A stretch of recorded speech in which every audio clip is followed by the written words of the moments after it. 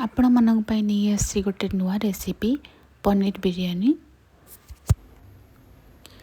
प्रथमे कड़े को गरम करके किसी तेल ऐड करने ऐड कलापर मुझे पनीर को पकई नौची। पनीर रे अल्प किसी लंका गुंड हलदी गुंड लुण और गरम मसला पकई मारिनेट करके रखी नहीं भल भाव भाजी नवा। भल भाव गोटे थर भाजी गलापर गोटे प्लेट को बाहर करने ठंडा हाँपाई।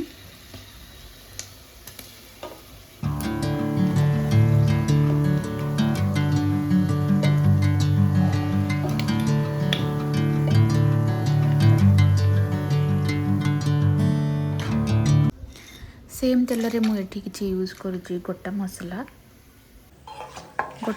को पकई सारापर एमती चॉप करके रखि पियाज को पकई ने पियाज को एमती भल भाव भाजी ने तार सहित मुझे दुईटा लंका नहीं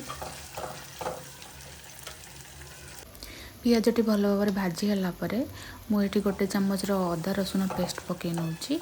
जेहेतु मु पनीर बिरयानी बनाऊँगी से बहुत कम अमाउंट मु पकई अदा रसुण पेस्ट तार सहित अल्प किसी काजू पकई ने आपन भल भाव मिसेकी फ्राई करने।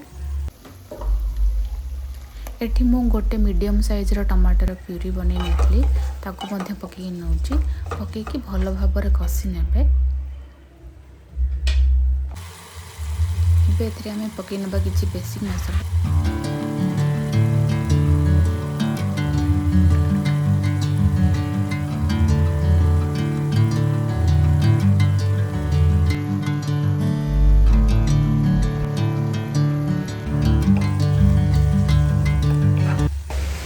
मसला जाक कषि ने भल भाव 2 ରୁ 3 मिनिट पर्यंत।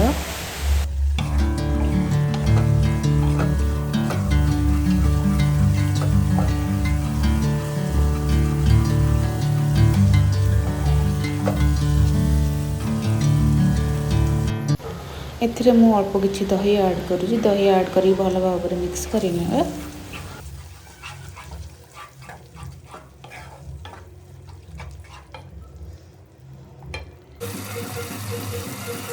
एबे एथिरे मु पकई नौजी भाजी की रखि पनीर जाक पकईकी भल भाव मिक्स करने। बिरयानी पाई मुझे दावत बिरयानी राइस यूज करुँची।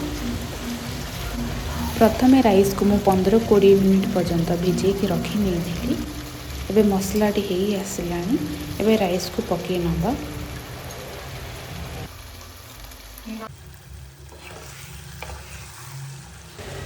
राइस को मिक्स करने भल भाव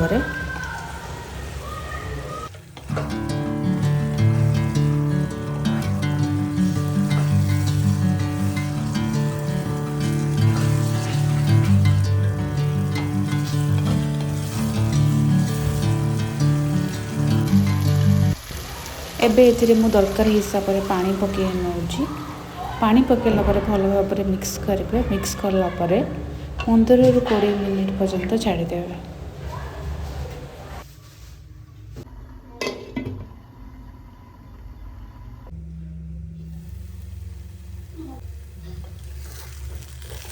एबे आमर बनीगला पनीर बिरयानी। जदि आपण मोर रेसिपीटी भल लगी निश्चित भाव लाइक करूँ, शेयर करूँ, कमेंट करूँ। Thanks for watching. जय जगन्नाथ।